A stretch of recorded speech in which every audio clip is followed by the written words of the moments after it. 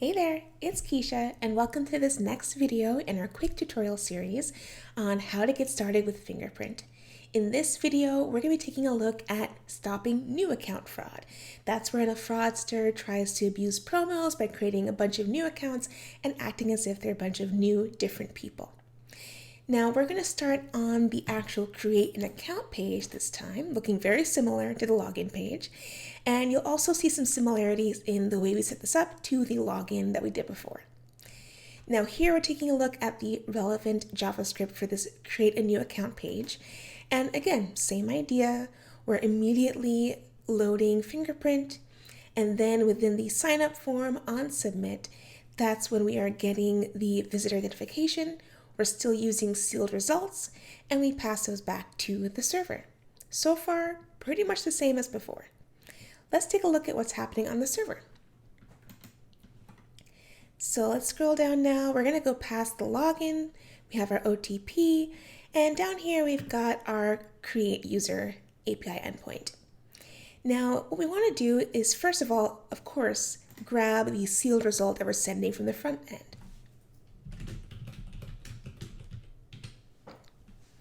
Now that we have that sealed result, we can start actually building out the rest of this create user endpoint.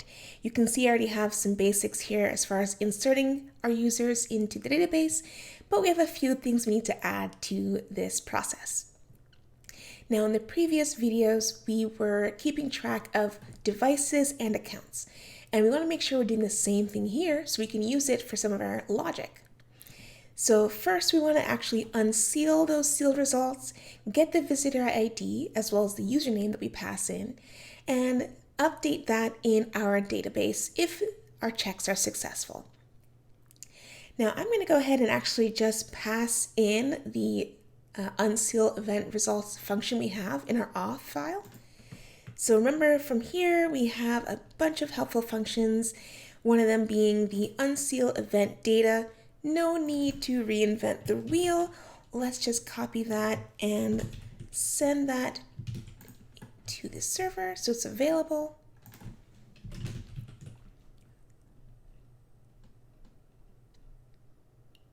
And then I'm actually going to go ahead and just cheat and copy the unsealed device information that we have here in the auth file.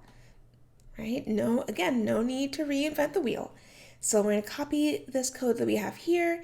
Again, we're getting the full identification event from that sealed result and pulling out the visitor ID. Copy that over. Plop that in. And I'm also going to copy that add known device function call here.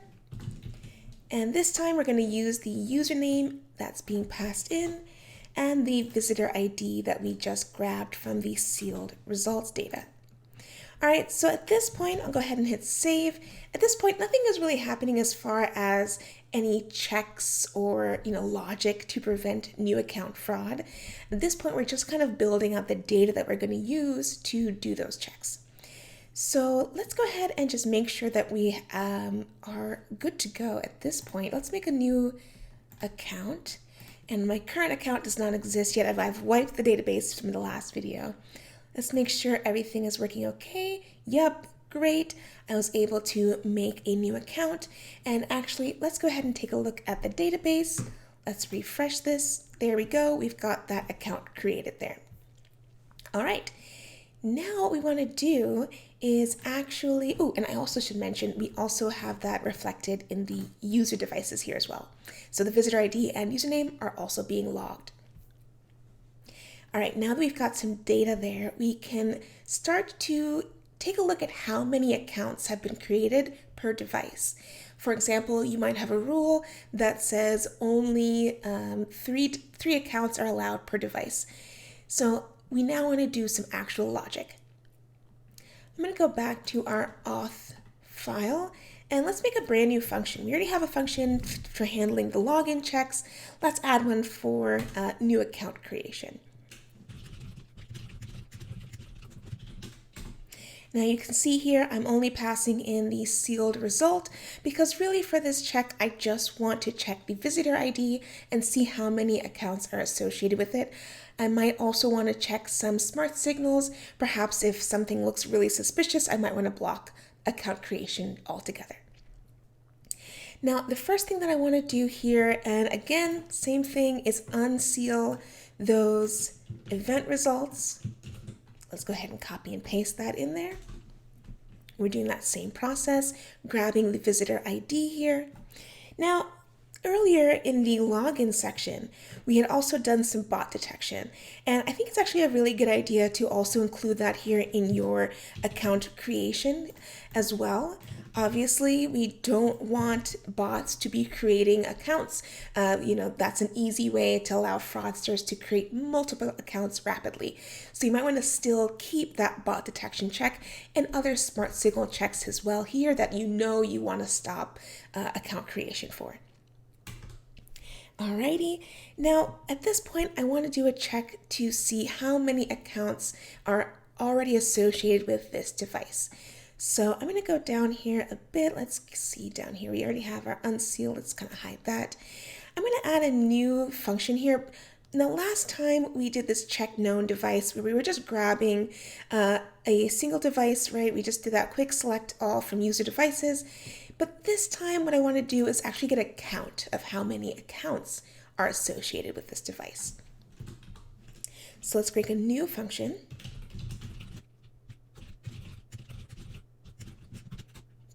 Okay. And in this time, I want to run a select statement that just gets a distinct count of usernames, right, for each of the accounts.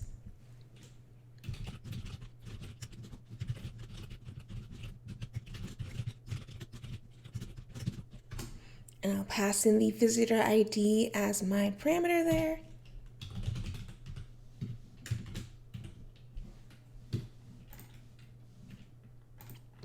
And then finally, I'll return that count. Actually, let me make it a name. And we'll return just that count.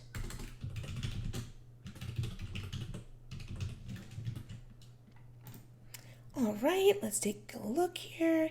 So we're going to grab the distinct number of usernames from our user devices table that match our visitor ID or our device ID. Okay, let's go ahead and use that in our new function up here. We can call this number of accounts. And again, we're going to use that number of accounts per device function to get the number of accounts. And this logic here,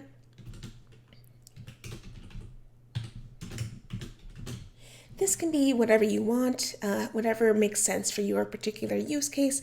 In this example, for demo purposes, I'll just do anything over equal to or over 3. We want to stop any new account creation. All right.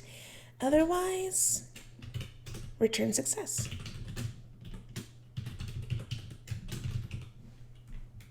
Okay, so we have our new account check. I want to use this in my server file, so let's make sure we go ahead and export that. And make sure I also import that up here. And back in our create user, I can go ahead and say results equals new account check. Make sure we await to wait for it to resolve. And we're just passing in the sealed result. Once we have that result, again, why not just copy what we got from before? Here we go. If we don't have a success, or if success is false, we want to return a failed response. Except this time, it's failed to create new account. Okay, I think we're all good to go. Let's test it out and make sure it works. Oops, okay, this is Keisha from the future. We actually made a little bit of a mistake, so before we do that testing, we make sure I go back into my auth file and make sure I actually wait for this promise to resolve. Okay, now let's do some testing and see if we're good to go. So in our window here, we're going to create our second account. Remember, I already have the Keisha account created. I'll just call this test 2 since it's our second account. We sign up.